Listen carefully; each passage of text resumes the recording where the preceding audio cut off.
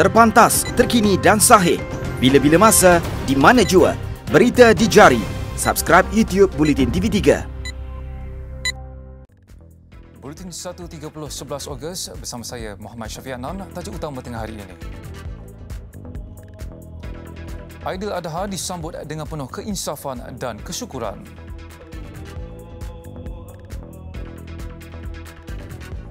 Suami isteri direman 7 hari bantu siasat kes kematian seorang pemandu.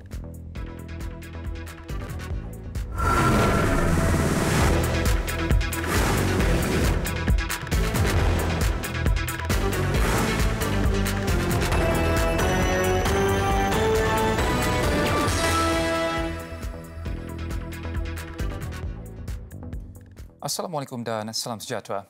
Aidiladha disambut dengan penuh keinsafan dan kesyukuran bermula dengan umat Islam menunaikan solat sunat Aidiladha diikuti ibadah korban bagi yang berkemampuan. Di Kuantan, Pahang, Yang di-Pertuan Agong Al-Sultan Abdullah Riayatuddin Al-Mustafa Billah Shah dan Raja Permaisuri Agong Tunku Azizah Aminah Maimunah Iskandariah menunaikan solat sunat Aidiladha di Masjid Negeri Sultan Ahmad Shah. Bagi mengikuti perkembangannya, kita terus saja bersama Fazli Ahmad. Jadi Fazli, bagaimanakah dengan suasana sambutan Aidiladha di Kuantan?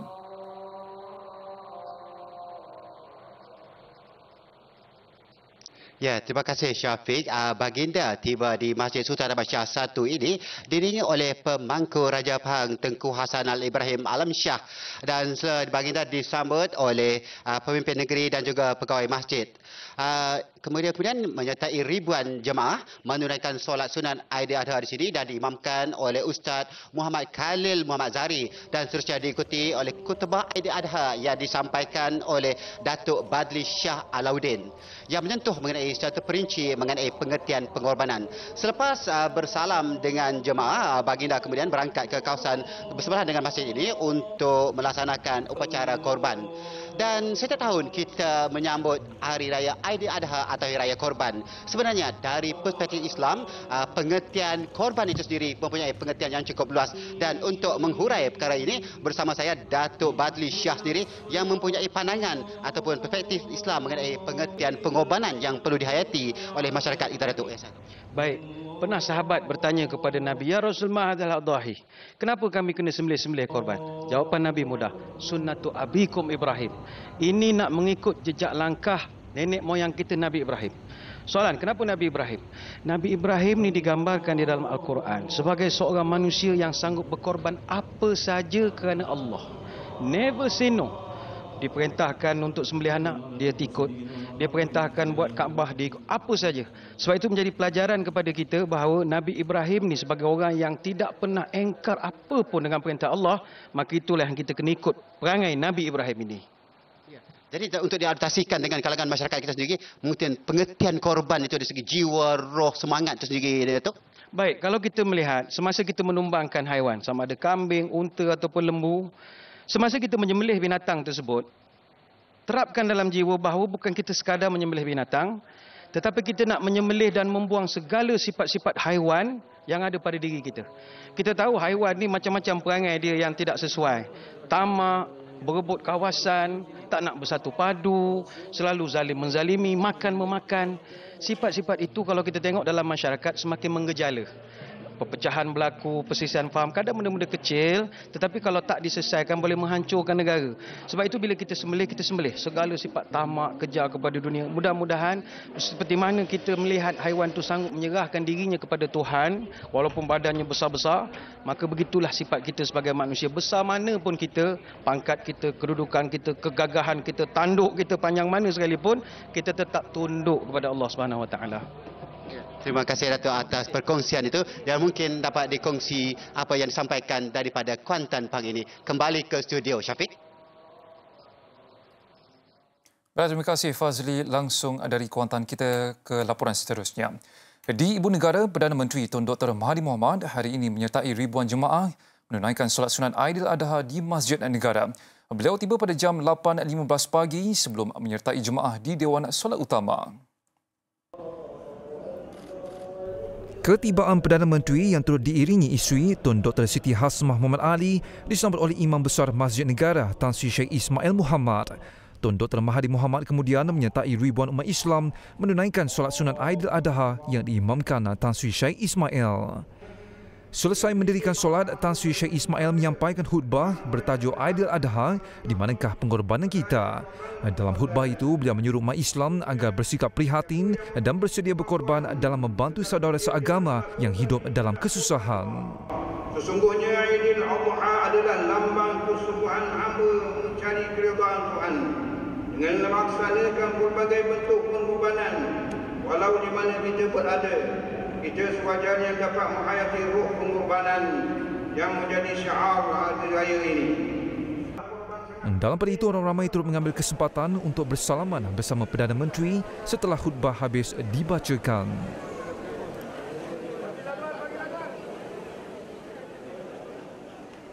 Sementara itu, Tun Dr. Mahathir Mohamad yang ditemui selepas selesai solat Aidiladha mengingatkan agar semua pihak berkorban untuk lebih mementingkan orang lain daripada diri sendiri. Saya ucap selamat Hari Raya Aidiladha kepada seluruh umat Islam di Malaysia dan di seluruh dunia.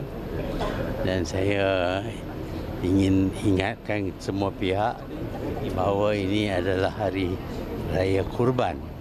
Iaitu kita mesti tahu berkorban, bukan saja berkorban dengan penyembelihan binatang, tetapi juga dalam tingkah laku kita, usaha-usaha kita mesti sanggup berkorban supaya dengan itu terselamatlah orang lain. Inilah harapan kita, iaitu kita belajar tentang berkorban dan akan pentingnya pengorbanan di kalangan umat Islam. Besar impaknya. Selepas hasilnya, Pantas menampilkan prosiding ini secara dalam keuangan maya. Berita di jari. Subscribe YouTube Bulletin TV3. Sensor, Swafoto, Sportif, Unlock Your Style dibawakan oleh Vivo S1. Sambutan Aidiladha di Kedah pula tidak seperti kebiasaannya kali ini apabila diraih penuh keserdanaan bagi mengenang bencana ribut yang melanda hampir seluruh negeri itu Jumaat lalu. Raja Muda Kedah Tuanku Sarifuddin Sultan Salihuddin Badli Shah berkenan berangkat menunaikan solat sunat Aidiladha di Masjid Aman Simpang Kuala Alustar bersama kira-kira 700 jemaah. Turut mengiringi baginda Menteri Besar Kedah Datuk Seri Mukhris Tun Mahathir. Khutbah tahun ini yang disampaikan Imam Masjid Kamsani Sa'ad turut menyeru semua umat Islam menghayati pengorbanan Nabi Ibrahim AS dan anaknya Nabi Ismail AS dalam konteks perkembangan Islam era kini yang penuh cabaran.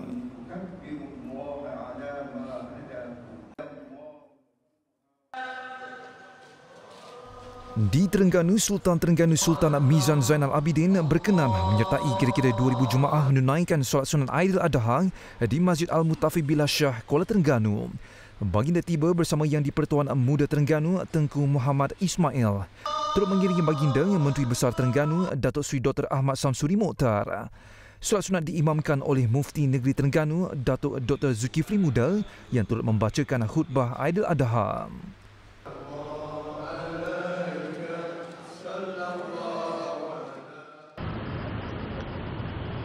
Sementara itu, di Kota Baru, Sultan Kelantan Sultan Muhammad Kalimah berangkat menunaikan solat sunat Aidiladha bersama lebih 5,000 di Masjid Muhammadi. Baginda diiringi Tengku Mahkota Kelantan Dr. Tengku Muhammad Faiz Petra dan Tengku Temenggung Kelantan Tan Sri Tengku Muhammad Rizam Tengku Aziz. Turut hadir Menteri Besar Kelantan Datuk Ahmad Yaakob. Khutbah di masjid itu yang dibacakan Imam Besar Masjid Agama Islam dan Adat Istiadat Melayu Kelantan Muhammad Hanafizi Abdullah mengingatkan semua umat Islam dilarang melakukan perbalahan sesama sendiri sehingga menyebabkan perpecahan kerana permusuhan itu tidak boleh diterima akal.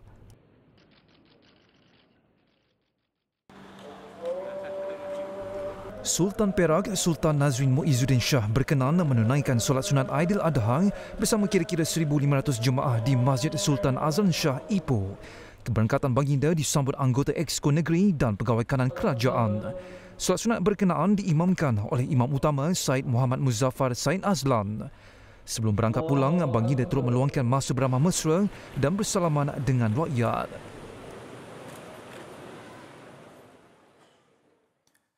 Sepasang suami isteri direman 7 hari berhubung siasatan kes kematian seorang pemandu yang berpunca daripada perselisihan faham di Bandar Baru Bangi, Selangor semalam.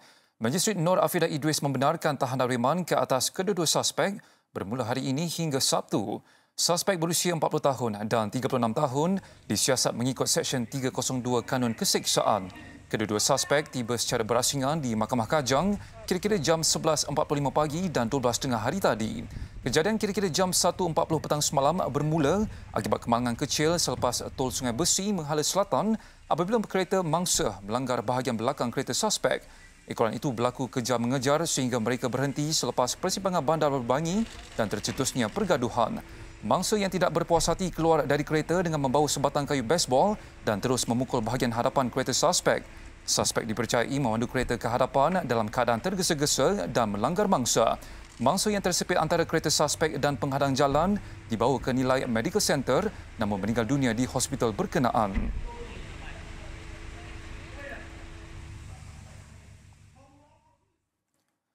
Sementara itu, Ketua Jabatan Siasatan Jenayah Selangor, Senior Assistant Commissioner Fazil Ahmad ketika dihubungi meminta orang ramai menghentikan spekulasi berhubung kejadian terbabit dengan mengaitkannya dengan isu perkauman. Beliau turut menjelaskan kejadian sebenar.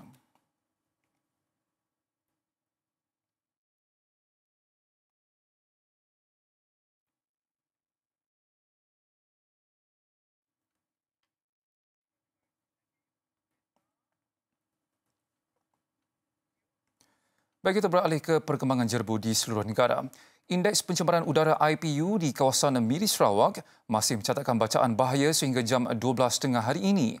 Berdasarkan maklumat dipaparkan Sistem Pengurusan Indeks Pencemaran Udara Malaysia APIMS, bacaan IPU tertinggi dari Institut Latihan Perindustrian ILP Miri merekodkan bacaan 380 berbanding 392 semalam. Turut masih mencatat paras tidak sihat di Johan Setia Kelang dengan bacaan IPU 138. Namun kawasan lain di seluruh negara mencatatkan bacaan IPU sederhana sejak jam 8 pagi sehingga tengah hari ini. Bacaan IPU antara 0 hingga 50 dikategorikan sebagai baik, 51 hingga 100 pada tahap sederhana, 101 hingga 200 tidak sihat, 201 hingga 300 sangat tidak sihat, manakala 300 ke atas berbahaya.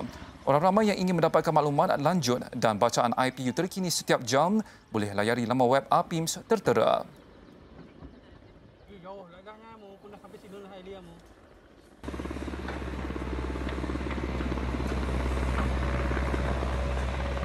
Besar impaknya. Tular selepas hasilnya. Pantas menampilkan prosiding ini secara dalam keuangan maya. Berita di jari. Subscribe YouTube Bulletin TV3. Bertemu kembali. Kita ke laporan luar negara. Pulau Sumatera di Indonesia digegarkan dua gempa bumi berukuran melebihi 5 magnitud pada pagi Aidiladha. Gempa berukuran 5.3 magnitud berlaku jam 9.11 pagi waktu tempatan berpusat di kilometer 222 Tenggara Enggano, Bengkulu.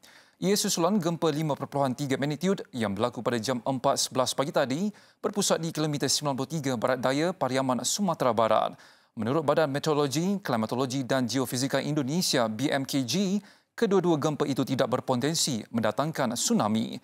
Gempa itu turut menggegarkan kawasan Padang, Bukit Tinggi, Mentawai dan pesisir selatan. Setakat ini tiada laporan kerosakan harta benda dan kemalangan jiwa.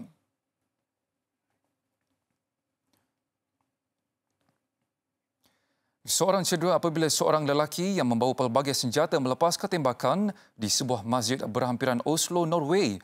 Penyerang bagaimanapun berjaya ditangkap oleh seorang jemaah warga emas dan diserahkan kepada polis. Menurut Ketua Masjid Pusat Islam Al-Nur, penyerang seorang lelaki berkulit putih memakai topi keledar dan vest kalis peluru. Hanya 3 orang berada di dalam Pusat Islam Al-Nur yang terletak di Bandar Berum ketika serangan. Jurucakap Polis Oslo mengesahkan suspek seorang warga tempatan lingkungan usia awal 20-an yang menetap di Berum. Suspek didakwa bertindak sendirian dalam melakukan jenayah itu. Beberapa jam selepas serangan itu, mayat seorang wanita muda yang berkaitan dengan suspek ditemui di sebuah kediaman di Berum. Kematian wanita itu disifatkan sebagai mencurigakan oleh polis dan siasatan berhubung kes pembunuhan sedang dilakukan.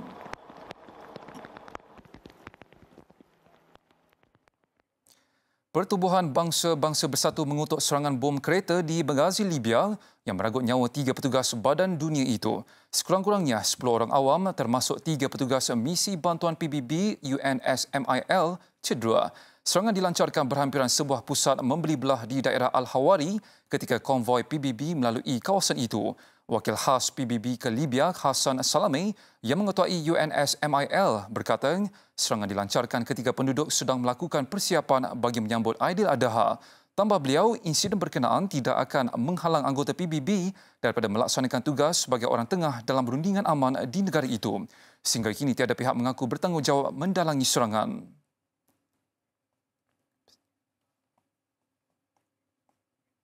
Jutawan terkemuka Amerika Syarikat Jeffrey Epstein yang berdepan tuduhan perdagangan seks ditemui mati di dalam sel penjaranya di New York. Media tempatan melaporkan mangsa ditemui mati tergantung dipercayai akibat bunuh diri kira-kira jam 6.30 pagi waktu tempatan semalam. Biro Siasatan Persekutuan FBI mengumumkan siasatan sedang dilakukan berhubung kes itu. Pengumuman dibuat ketika timbul persoalan tentang bagaimana seorang banduan berprofil tinggi bertindak membunuh diri walaupun dipercayai berada di bawah permatian kerana cubaan membunuh diri pada 23 Julai lalu. Epstein, 66 tahun, yang sedang menunggu untuk dibicarakan, ditahan pada 6 Julai lalu di New Jersey sebaik tiba dari Paris, Perancis. Jutawan terbabit didakwa mengupah gadis di bawah umur untuk tujuan seks. Epstein mengaku tidak bersalah atas tuduhan perdagangan seks dan konspirasi. Besar impaknya. Laris selepas hasilnya. Pantas menampilkan prosiding ini secara dalam keuangan maya. Berita di jari. Subscribe YouTube Bulletin TV3. Bertemu kembali. Kita ke laporan sukan. Selepas cemerlang merangkul kejuaraan AFF bawah 15 tahun di Chonburi, Thailand Jumaat lalu, kini fokus skuad bawah 15 tahun negara beralih kepada cabaran lebih sengit berdepan jaguh ternama Asia menjelang kelayakan kejuaraan AFC bawah 16 tahun September ini. Bukan calon-calon pasukan yang mahu dicabarnya, anak didik P. Maniam tekad menjadikan Jepun sebagai sasaran baru untuk ditewaskan mereka. Melihatkan keserasian antara pemain kian mantap, ketua pasukan Muhammad Khairul Muhammad Zain tetap optimis rakan sepasukan dapat menjolmakan aksi lebih baik kepada kejohanan AFC bawah 16 yang dijadualkan berlangsung di Laos. Pertama sekali Jepun lah. Kenapa Jepun? Sebab Jepun ni satu delegasi Raja Asia lah. Dan kami percaya yang tim kami ada, player yang kami ada, kami sentiasa percaya satu antara sama lain. InsyaAllah kami boleh makan Jepun. Malaysia diundi dalam kumpulan J bersama gegasi Asia Jepun selain dua lawan dari Asia Tenggara iaitu Kemboja dan Laos. Mengikut format kejohanan, juara dari 11 kumpulan bersama 4 pasukan naib juara terbaik akan layak secara automatik ke peringkat akhir di venue yang masih belum ditetapkan lagi yang dijadualkan berlangsung pada tahun 2020.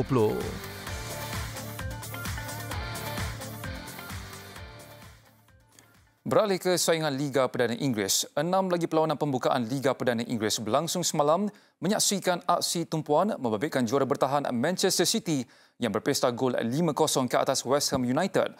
Sementara Tottenham Hotspur berjaya memanfaatkan beraksi di laman sendiri apabila menewaskan Aston Villa 3-1. Dua gol lewat menerusi penyerang sensasi Harry Kane berjaya membawa pasukan yang meraih 3 mata dalam aksi sulung EPL musim ini di laman sendiri di Stadium Tottenham Hotspur. Spurs bagaimanapun berdepan laluan berliku apabila ketinggalan 0-1 hasil gol awal John McGinn minit ke-9. Namun tuan rumah berjaya menyamakan kedudukan satu sama pada minit ke-73 hasil gol Tengai Ndombele sebelum Kane melengkapkan hari gemilang Spurs menerusi 2 gol berturut-turut pada minit ke-86 dan 90. Terdahulu juara bertahan Manchester City tidak berdepan masalah apabila mencatat kemenangan besar 5-0 ke atas West Ham di tempat lawan. Raheem Sterling muncul wira skuad Citizens menerusi gol hat-tricknya masing-masing pada minit ke-51, 75 dan 90. Baki 2 lagi gol dijaringkan rakan sepasukan Gabriel Jesus pada minit ke-25 dan sepakan penalti diambil Sergio Aguero pada minit ke-90. Hasil kemenangan ini, Manchester City menerajui carta Liga hanya dipisahkan dengan perbezaan gol dengan Liverpool di tempat kedua. Seterusnya, saingan MotoGP menyaksikan Marc Marquez akan memulakan Grand Prix Austria di peta utama selepas juara dunia dari Honda itu memecahkan rekod sepusingan terpantas litar Red Bull Ring pada sesi kelayakan semalam. Kejayaan penunggang kelahiran Sepanyol itu turut menyaksikannya mengatasi rekod memulakan perlumbaan di peta utama yang sebelum ini dipegang legenda Australia Mick Doohan dengan 59 peta utama di kelas Elite. Begitupun Marquez yang tampak berada di landasan untuk memenangi gelaran dunia ke-6 dalam kelas MotoGP masih memburu kemenangan pertamanya di litar Red Bull Ring. Marquez menyamai rekod petak utama yang dipegang Doohan pada perlumbaan sebelum ini di Brno. Selepas tampil bertenaga ketika sesi latihan bebas, pelumba berusia 26 tahun itu membuktikan bakat istimewa miliknya dengan mencetak rekod terbaru litar 1 minit 23.027 saat. Menyertainya di barisan hadapan ialah pelumba Petronas Yamaha Sepang Racing Fabio Quartararo dengan penunggang Itali Antonio Dovizioso dari Ducati yang memburu kemenangan keempat berturut-turut di Austria di petak ketiga. Baiklah, laporan tadi mengakhiri Buletin 1.30. Salam Aidiladha kepada seluruh umat Islam di negara ini daripada kami di Bilik Berita TV3. Saya Muhammad Syafiq Adnan. Assalamualaikum dan salam hormat.